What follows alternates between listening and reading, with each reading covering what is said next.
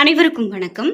நம்ம வாழ்க்கையில ஒரு முறையாவது இந்த கோவிலுக்கெல்லாம் போகணும் அப்படின்னு நம்ம தென்னிந்தியாவோட கோவில்கள் முக்கியமான கோவில்களா சொல்றாங்க. வாழ்நாள்ல ஒரு முறையாவது போணும் அப்படின்னா தான் நமக்கு மோட்சம். முக்கியமா எத்தனையோ கோவிலுக்கு நம்ம போறோம், வரோம். நமக்கு எப்போ சமயம் கிடைக்குமோ அந்த நேரத்துல போறோம். ஆனா, குறிப்பிட்ட கோவிலுக்கு நாம போனா தான் நெறைய பலன்கள் கிடைக்கும் அப்படின்னு சொல்லுவாங்க. அந்த வகையில ஏன் நாம இந்த கோவிலுக்கெல்லாம் போகணும் அப்படிங்கிறத நம்ம முக்கியமா இந்த வீடியோல தெரிஞ்சுக்க போறோம். ஆன்மீக உணர்வ முழுமையா அனுபவிக்க முடியும் அப்படின்னு இந்த கோவில்கள மூலமா சொல்றாங்க. நமக்குள்ள ஒரு ஆத்ம அமைதி ஏற்பட்டு மனத ஆறுதலையும் லேசான உணர்வையும் அனுபவிக்க இந்த கோவில்களுக்கு போகணும் அப்படின்னு சொல்றாங்க. பிறப்பு இறப்பு இந்த சுழற்சியில இருந்து நம்ம விடுவிக்கக்கூடிய ஒரு பேராற்றல் இந்த கோவில்களுக்கு உண்டு அப்படின்னு சொல்றாங்க. அப்படி என்னென்ன கோவில்களுக்கெல்லாம் நம்ம வாழ்க்கையில ஒரு முறையாவது போகணும் அப்படிங்கிறத பார்த்துடலாம். இந்த வீடியோ கண்டிப்பா உங்களுக்கு ரொம்ப பயனுள்ளதா இருக்கும். ஸ்கிப் பண்ணாம பாருங்க. நீங்க இந்த கோவில்களுக்கெல்லாம் போயிருக்கீங்க, இதுல எத்தனை கோவிலுக்கு போயிருக்கீங்க, அந்த கோவிலுடைய பெயரோட கீழே கமெண்ட் பாக்ஸ்ல பதிவிடுங்க. நீங்க இன்னும் உற்சாகம் டிவி சேனலை சப்ஸ்கிரைப் பண்ணாம இருந்தா சப்ஸ்கிரைப் பண்ணிக்கோங்க. கூடவே இருக்க பெல் ஐக்கானை மறக்காம கிளிக் பண்ணிருங்க. வாங்க வீடியோக்குள்ள போகலாம். இந்த வீடியோவை பார்த்துட்டு இருக்கக்கூடிய உங்களுக்கு வாழ்க்கையில என்ன பிரச்சனை இருந்தாலும் சரிங்க, முக்கியமாக சரியான ஜோதிடரை பார்த்து நாம பலன்கள் கேட்கும்போது அதை சரி செய்ய முடியும். இந்த வீடியோக்கு கீழே நான் ஒரு தொலைபேசி எண் கொடுத்துருக்கேன். அந்த எண்ணுக்கு தொடர்பு கொண்டு பேசி பாருங்க. எந்த விதமான பிரச்சனையாக இருந்தாலும் ஒரு சில நாட்களுக்குள்ள உங்களுக்கு சரியான பலன்கள் சொல்லப்படும். தொலைபேசி எண் மூலமாக பேசினாலே போதுமானது. நாம முக்கியமான கோவில்கள் என்ன அப்படின்னு பார்க்கறதுக்கு முன்னாடி ஆன்மீக பூமியா இருக்கக்கூடியது நம்ம தமிழகம் அப்படின்னு சொல்லலாம். தமிழகத்துல ஏராளமான பழமையான கோவில்கள், சக்தி வாய்ந்த கோவில்கள் இருக்கு அப்படிங்கிறது நமக்கு தெரியுங்க. அதாவது 1000 வருடத்துக்கு முன்னாடி, 2000 வருடத்துக்கு முன்னாடி அப்படின்னு சொல்லக்கூடிய கோவில்களை கூட இன்னைக்கும் நம்ம தமிழ்நாட்டுல பார்க்க முடியும்.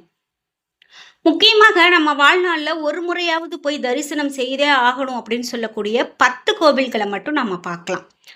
இந்த 10 கோவில்களுக்கு ஒரு தனிப்பெரும் சிறப்பு இருக்கு. பல கோவில்களுக்கும் பலரும் அடிக்கடி போயிருப்போம். ஆனா இதனுடைய மகத்துவமும் சிறப்பும் நம்ம தெரியாமே ஒரு சில கோவில்களுக்கு போயிருப்போம். இந்த வீடியோவை பார்த்ததுக்கு அப்புறம் தான் நான் இதெல்லாம் தெரிஞ்சுக்கிட்டேன் அப்படின்னு சொன்னா கமெண்ட் பாக்ஸ்ல மறக்காம சொல்லிடுங்க. முதலாவதா நம்ம போகணும் அப்படின்னு சொல்லக்கூடிய கோவில் உத்தரகோசமங்கை. அதாவது உத்தரகோசமங்கை மங்களநாதர் கோவில் அப்படின்னு சொல்றாங்க. அதாவது உலகினுடைய முதல் சிவன் கோவில் அப்படின்னு அழைக்கப்படக்கூடிய இந்த உத்தரகோசமங்கை கோவிலுக்கு நாம ஒரு முறையாவது வாழ்க்கையில போகணும், அதுதான் நல்லது அப்படின்னு சொல்றாங்க. இங்கு சிவன் கோவில் அப்படின்னு சொல்லப்படக்கூடியதால சிவபெருமான் குடிக்கொண்டிருக்கா. அதாவது உலகினுடைய முதல் சிவன் கோவில். இங்க மட்டும் மரகத நடராஜர் சிலையை நம்மளால தரிசிக்க முடியும். சகஸ்ரலிங்கம் உருவாக காரணமும் இந்த தலம்தான். இங்கு வந்து வழிபட்டாலே பாவங்கள் அனைத்தும் நீங்கி முக்தி நிலை கிடைக்கும் அப்படிங்கிறது ஐதீகம். அதனால இந்த உத்தரகோசமங்கை அப்படிங்கிறது வேற எங்கேயும் காண முடியாத பெரும் சிறப்பு பெற்ற ஒரு கோவில் அப்படின்னு சொல்லலாங்க. முடிந்த வரைக்கும் நீங்களும் இந்த கோவிலுக்கு ஒரு முறையாவது போயிட்டு வாங்க. எப்படிப்பட்ட பாவங்கள் இருந்தாலும் வாழ்க்கையில அது தீர்க்கக்கூடியதாகவும் புண்ணிய பலனை சேர்க்கக்கூடியதாகவும் இருக்கும் அப்படின்னு சொல்லலாம். அதிசயமான அந்த மரகத லிங்கத்தையும் உங்களால கண்குளிர பார்த்து வழிபாடு செய்ய முடியும். அடுத்தது இரண்டாவதாக எந்த கோவில் அப்படின்னு பார்த்தீங்கன்னா திருவண்ணாமலை. நினைத்தாலே முக்தி அப்படின்னு சொல்லக்கூடிய திருவண்ணாமலைக்கு நம்ம போகணுங்க. முக்கியமா பஞ்சபூத தலங்கள்ல அக்னி தலமா விளங்கக்கூடிய இந்த திருவண்ணாமலை அருணாச்சலேஸ்வரர் கோவில் நினைத்தாலே முக்தி தரக்கூடிய அற்புதமான திருத்தலம். ஆன்மீக பூமி, சித்தர்கள் பூமி, இப்படியெல்லாம் நாம போற்றப்படக்கூடிய புண்ணிய தலம். சிவபெருமானே இங்கு மலையாக வீற்றி இருப்பதால கிரிவலம் வழிபாட்டிற்கு சிறப்பான தலம் அப்படின்னு சொல்லலாம். முக்கியமாக பௌர்ணமி நாட்களில் ஏராளமான பக்தர்கள் இங்கு வந்து கிரிவலம் வரக்கூடிய காட்சியை நம்மளால் பார்க்க முடியும். நாம் ஒரு அடி கிரிவலத்துக்காக எடுத்து வச்சோம் அப்படின்னு சொன்னாலே நமக்கு எப்படிப்பட்ட முன்வினை பாவங்கள் இருந்தாலும் தீர்க்கக்கூடிய தலம். இதுவரைக்கும் நான் திருவண்ணாமலைக்கு போனதில்லை அப்படின்னு சொல்லக்கூடியவங்க கூட ஒரு முறையாவது போயிட்டு வாங்க. அடுத்தடுத்த முறை அவரே உங்களை அழைப்பாரு. கண்டிப்பாக திருவண்ணாமலைக்கு போயிட்டு வாங்க. சிவபெருமான் இங்கு நித்திய வாசம் செய்கிறதாக நம்பிக்கை இருக்கு. நிச்சயமா போயிட்டு வாங்க. அடுத்ததாக திருப்பதி ஏழுமலையான். கலியுக வைகுண்டம் அப்படின்னு பக்தர்களால் போற்றப்படக்கூடிய திருப்பதி. நிறைய பேர் திருப்பதிக்கு வருஷம் வருஷம் போகக்கூடியவங்கலாம் இருப்பாங்க. ஆனால் ஒரு சில பேர் நான் வாழ்நாளில் இது வரைக்கும் திருப்பதிக்கே போனதில்லை, எனக்கு அது அமைஞ்சதே இல்லை அப்படின்னு சொல்லுவாங்க. முக்கியமாக திவ்ய தேசங்களில் ஒன்றாக இருக்கக்கூடிய இந்த திருப்பதி தெய்வம் வசிக்கக்கூடிய மலை அப்படின்னு சொல்றதால இதுக்கு திருமலை அப்படிங்கிற பெயர் உண்டு. கலியுகத்துல பக்தர்களுடைய துன்பங்களை போக்குறதுக்காக பெருமாள் நித்தியவாசம் செய்யக்கூடிய இடமாக இந்த திருப்பதி இருக்கு அப்படின்னா அது மிகையாகாதுங்க. பல அதிசயங்கள் நிறைந்த கோவில்கள்ல இந்த திருப்பதியும் ஒண்ணு. திருப்பதி ஆந்திர மாநிலத்துல இருக்கு. மற்ற நம்ம 2 கோவில்கள், அதாவது உத்தரகோசமங்கை, திருவண்ணாமலை நம்மளுடைய தமிழகத்துல இருக்கு. அதே போல தமிழகத்துல இருக்கக்கூடிய மிக பெரும் சிறப்பு பெற்ற முருகப்பெருமான் கோயில் கொண்டிருக்கக்கூடிய அந்த ஒரு கோவில் தாங்க பழனி. பழனி தண்டாயுதபாணி கோவிலுக்கு நம்ம வாழ்க்கையில ஒரு முறையாவது போயிட்டு வரணுங்க. போகர் சித்தரால செய்யப்பட்ட நவபாஷான முருகன் சிலை மூலவராக இருக்கக்கூடிய கோவில். இந்த கோவிலுக்கு வாழ்க்கையில ஒரு முறையாவது போயிட்டு வர்றது ரொம்ப நல்லது. முருகப்பெருமான் அறுபடை வீடுகளில் ஒன்று இந்த பழனி. 3ஆம் படை வீடு அப்படின்னு சொல்லலாம். இங்கு சித்தர்கள் வந்து முருகப்பெருமான வழிபட்டதாகவும் முருகப்பெருமான் மரகத லிங்கத்திற்கு இரவில் பூஜை செய்வதாகவும் ஒரு ஐதீகம் இருக்கு. அதே போல கல்லாலான சிலை கிடையாது, நவபாஷானத்தால இந்த உலகிலேயே 1-2 சிலைகள் தான் இருக்கு. அதுல மிக சிறந்த சித்தரான போகர் சித்தரால செய்யப்பட்ட இந்த சிலை ரொம்ப சிறப்புங்க. எப்பேற்பட்ட நோயையும் தீர்க்க வல்லக்கூடிய ஒரு சக்தி வாய்ந்த ஒரு சிலை தாங்க நவபாஷான சிலையான முருகப்பெருமான் குடிக்கொண்டிருக்கக்கூடிய பழனி. இது வரைக்கும் நீங்க இந்த பழனிக்கு போனதில்லை, பழனி பஞ்சாமிரதத்தை வாங்கி சாப்பிட்டதில்லை அப்படின்னு சொன்னா கண்டிப்பா ஒரு முறையாவது நீங்க போயிட்டு வாங்க. உங்களுடைய வாழ்க்கையில இனிமே எல்லாமே நல்லதுதான். அதே போல நம்ம அடுத்ததாக 5ஆவதாக தமிழகத்துல இருக்கக்கூடிய மதுரை மீனாட்சி அம்மன் திருக்கோவில். ஆசியாவிலேயே மிகப்பெரிய அம்மன் கோவில் இதுதான் அப்படின்னு சொல்லலாம். மிக பெரும் சிறப்பு கொண்டது, நம்மளுடைய தமிழர்களுக்கு எல்லாம் பெருமை சேர்க்கக்கூடிய ஒரு கோவில் அப்படின்னு சொல்லலாம். பெண் தெய்வத்தை முதன்மையாக கொண்ட ஒரே சிவன் கோவில் இதுதான். இங்கு மீனாட்சி அம்மனுடைய திருமேனி பச்சை நிற மரகத கல்லால் ஆனதாக சொல்லப்படுது. முக்கியமாக பக்தர்களுடைய குறையை தாயாக இருந்து தீர்த்து வைக்கக்கூடிய தெய்வமாக அன்னை மீனாட்சி விளங்கக்கூடிய தலம் இதுதான். வருடத்தினுடைய அனைத்து மாதங்களும் திருவிழா நடக்கக்கூடிய ஒரே கோவில் இதுதான். ஆசியாவினுடைய முக்கியமான திருக்கோவில்கள்ல இந்த மதுரை மீனாட்சி அம்மன் கோவில் ஒன்று. இங்க இருக்கக்கூடிய மக்கள் கொண்டாடுற இந்த திருவிழாக்களுக்கு ஈடு இணை எதுவுமே இல்லை அப்படின்னு சொல்லலாங்க. அந்த வகையில இந்த மதுரை மீனாட்சி அம்மனை கொண்டாடுவாங்க. இது மிகவும் பழமையானது அப்படிங்கிறது மட்டும் இல்லாம தமிழர்களுக்கே மிக பெருமை சேர்க்கக்கூடிய ஒரு கோவில், ஒரு ஊர் அப்படின்னே சொல்லலாம். 6ஆவதாக காளஹஸ்தி. காளஹஸ்தீஸ்வரர் கோவில், அதாவது பஞ்சபூத தலங்கள்ல காற்று தலமாக விளங்கக்கூடிய காளஹஸ்தி. முக்கியமான ராகு கேது பரிகார தலமாக விளங்குது இந்த காளஹஸ்தி. சூரிய மற்றும் சந்திர கிரகணங்களின் போது திறந்திருக்கக்கூடிய ஒரே கோவில் இந்த காளஹஸ்தி மட்டும்தான் அப்படின்னு சொல்லலாம்.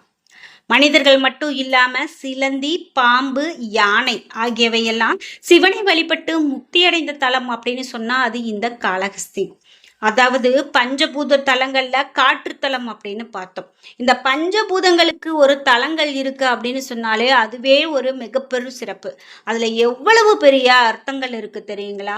அந்த வகையில காற்று தலமா விளங்கக்கூடிய இந்த காளஹஸ்தி ராகு கேது பரிகார தலம் அப்படின்னு சொல்லலாம். முக்கியமாக நாம இந்த கோவிலுக்கு போயே ஆகணுங்க. சூரிய மற்றும் சந்திர கிரகணங்களின் போது இங்கு திறந்திருக்கக்கூடிய இந்த கோவில் இது ஒன்றுதான் அப்படின்னு பார்த்தோம். நீங்க காளஹஸ்திக்கு போயிருக்கீங்க அப்படின்னா மறக்காம உங்களுடைய கருத்துக்களை கமெண்ட் பாக்ஸ்ல பதிவிடுங்க. 7ஆவதாக திருநள்ளாறு சனீஸ்வரர் கோவிலை தான் பார்க்க போறோம். அதாவது நவகிரகங்கள்ல சனீஸ்வரனுக்கு உரிய பரிகார தலம் இந்த திருநள்ளாறு அப்படின்னு சொல்லலாம். அதாவது பிரம்ம, விஷ்ணு உள்ளிட்ட தேவர்களாலும் 4வராலும் பாடப்பெற்ற ஒரே தலம் இந்த திருநள்ளாறு தான். பிரம்மாவும் சரஸ்வதியும் பிரம்மாவினுடைய வாகனமான அன்னப்பறவையும் சிவனை வழிபட்ட தலம் இந்த திருநள்ளாறு கோவில் தான்.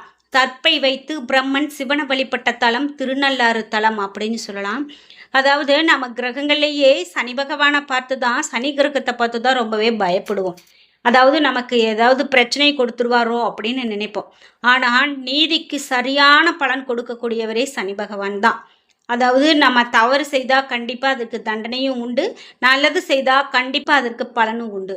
அப்படிப்பட்ட சனீஸ்வரனுக்கான ஒரு முக்கியமான ஒரு கோவில் தாங்க திருநள்ளாறு. நிறைய பிரச்சனை எனக்கு தொடர்ந்துக்கிட்டே இருக்குது, என்னால் முடியவே இல்லை அப்படின்னு சொல்கிறீங்களா?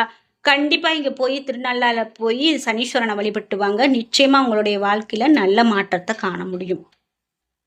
அடுத்ததாக ஸ்ரீரங்கம் ரங்கநாதர் கோவில் 108 திவ்ய தேசங்கள்ல முதன்மை தலமாகவும் பூலோக வைகுண்டம் என பக்தர்களால் போற்றப்படக்கூடிய தலமாகவும் இருப்பது ஸ்ரீரங்கம் அரங்கநாதர் கோவில் தாங்க. அதாவது வருடத்துல 322 நாட்கள் திருவிழா நடக்கக்கூடிய ஒரே வைணவ தலம் இதுதான் அப்படின்னு சொல்லலாம். இந்த உலகிலேயே 2வது பெரிய கோவில் அப்படிங்கிற பெருமையை கொண்ட இந்த கோவிலில் இருக்கக்கூடிய மூலவர் ஸ்ரீராமர் விபீஷனுக்கு அளித்ததாகவும் வைகுண்டத்திற்கு இணையான தலமாகவும் கருதப்படுகிறது அப்படின்னு சொல்லலாம். அப்படி 108 திவ்ய தேசங்கள்ல ரொம்பவே சிறப்பான ஒரு தலம் இந்த ஸ்ரீரங்கம் ரங்கநாதர் கோவில். இந்த கோவிலினுடைய கோபுரமும் ரொம்பவே பிரம்மாண்டமா இருக்கும். நம் தமிழர்களுடைய கட்டிடக்கலைக்கு இது ஒரு சிறந்த எடுத்துக்காட்டா இருக்கும் அப்படின்னு சொல்லலாம். அப்படிப்பட்ட பல அற்புதங்களை கொண்ட கோவில்ல இந்த ஸ்ரீரங்கம் ரங்கநாதர் கோவிலும் ஒன்று. அடுத்ததாக திருச்செந்தூர் சுப்பிரமணிய சுவாமி கோவில். திருச்செந்தூர் சுப்பிரமணிய சுவாமி இந்த கோவில் அப்படின்னு பார்த்தீங்கன்னா அறுபடை வீடுகளில் 2வது படை வீடு. முருகப்பெருமான் அறுபடை வீடுகளுக்கு சென்று வழிபட்ட பலனை தரக்கூடிய தலம் திருச்செந்தூர். அதாவது முருகப்பெருமானின் அறுபடை வீடுகளுக்கு சென்று வழிபட்ட ஒரு பலனை நமக்கு கொடுக்கும். முக்கியமாக கடற்கரைகளில் அமைந்த ஒரே முருகன் கோவில் இது மட்டும்தான். அதாவது அறுபடை வீடுகளில் கடற்கரையை நோக்கி அமைந்த கடற்கரை அருகிலே அமர்ந்த கோவில் இது மட்டும்தான். சூரசம்ஹாரம் நடந்த தலம் இதுதான். முருகப்பெருமான் கடலை பார்த்தவாறு காட்சி தரக்கூடிய தலம் என்பதால இயற்கை சீற்றம், கடல் கொந்தளிப்பு, சுனாமி ஏற்படும் போது எல்லாம் கடல் உள்வாங்குமே தவிர ஊருக்குள்ளோ அல்லது கரையில் இருக்கக்கூடிய கோவிலுக்குள்ளோ இதுவரைக்கும் கடல் நீர் சென்றது கிடையாது அப்படின்னும் அபிஷேகத்துக்கு பிறகு முருகப்பெருமானுக்கு வியர்க்கக்கூடிய அதிசயம் இந்த கோவிலில் தான் நடக்கும்.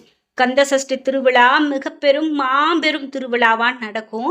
அந்த திருவிழாவுக்கான பக்தர்கள் லட்சக்கணக்கான பக்தர்கள் வருவாங்க அப்படின்னு சொல்லலாம். இது வரைக்கும் நீங்க திருச்செந்தூருக்கு போனதில்லை அப்படின்னா கண்டிப்பா ஒரு முறையாவது போயிட்டு வாங்க. நிச்சயமா உங்களுக்கு கிடைக்கக்கூடிய அனைத்து சகல சௌபாகியங்களும் கிடைக்கும். அடுத்ததாக சமயபுரம் மாரியம்மன் கோவில். அனைத்து சக்தி பீடங்கள்லையும் சென்று வழிபட்ட பலனை தரக்கூடிய தலம் இந்த சமயபுரம் மாரியம்மன் கோவில் அப்படின்னு சொல்லலாம். பக்தர்களுக்காக அம்பாலே 1 மாத கால பட்டினியாக இருந்து விரதம் இருக்கக்கூடிய ஒரே திருத்தலம் இதுதான் அப்படின்னு சொல்லலாம். அதாவது தமிழகத்தில் இருக்கக்கூடிய மாரியம்மன் கோவில்களில் தலைமை ஆலயம் அப்படின்னு கூட சொல்லலாம். அநீதிகளையும் தீமைகளையும் நோய்களையும் அன்னை அளிப்பதாக பக்தர்கள் இன்னைக்கும் நம்புறாங்க. முக்கியமாக சமயபுரத்துக்கு நீங்கள் இது வரைக்கும் போனதில்லை அப்படின்னா கண்டிப்பாக போய் வழிபாடு செய்துட்டு வாங்க. ஒரு தாய்கிட்ட போய் நீங்கள் உங்களுடைய குறைகளை சொன்னால் எப்படி இருக்குமோ அந்த வகையில் இந்த கோவிலில் போய் சொல்லக்கூடியது அமையும்.